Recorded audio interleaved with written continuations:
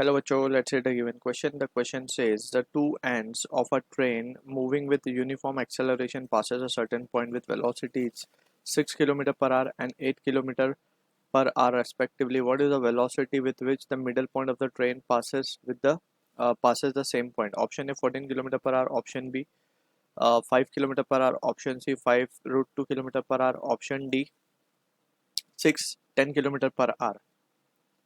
So इस question का जो की concept we need to understand is the concept of application of equation of motion. So equation of motion basically जिसको हम kinematical equation भी बोलते हैं. There are three equation. First is velocity time relation. We have v equals to u plus at. Second equation we have is displacement time relation. S is equals to ut plus half at square. And third relation we have is v square is equals to u square plus 2as. That is velocity displacement relation. अब ये जो तीन relation हमने यहाँ पे mention किए these are applicable for the case यहाँ पे एक्सेलरेशन इज कांस्टेंट. ठीक है, तो now we can begin with the question part. So हमें एक ट्रेन गिवन है और ट्रेन के जो दो एंड्स हैं बेसिकली उनकी वेलोसिटीज हमें गिवन है. So let's suppose this is the train. कुछ इस तरीके से ये ट्रेन है हमारी.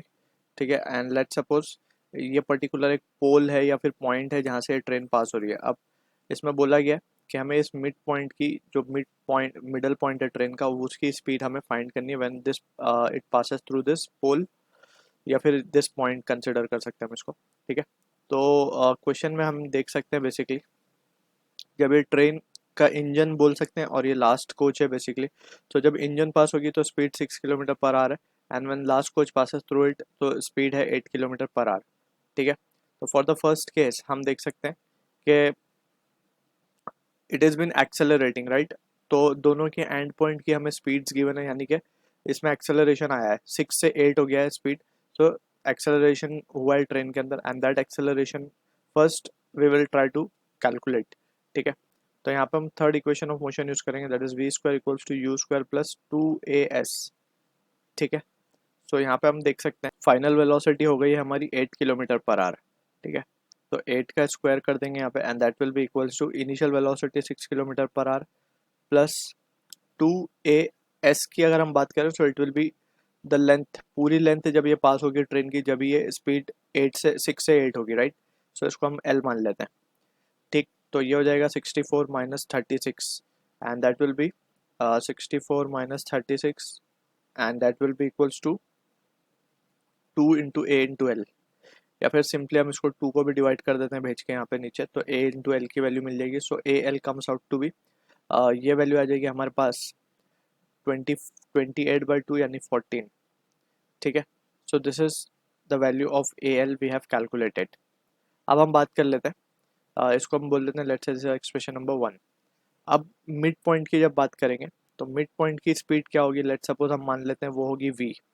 तो जब इंजन पास हो रही है इस पोल से तो उसकी स्पीड हमारे पास 6 किलोमीटर पर आवर. तो we can say now also we square final speed क्या हो जाएगी जब ये मिड पॉइंट पोल से पास होगा तो उसकी स्पीड हमने मान ली है v हो जाएगी. तो v square will be equals to u square minus plus of 2a into अब लेंथ हो जाएगी l/2 राइट. 2a पहले तो हम फॉर्मूला लिख देते हैं. अब यहाँ पे वी स्क्वायर क्या है, वी स्क्वायर हमें फाइंड करना है.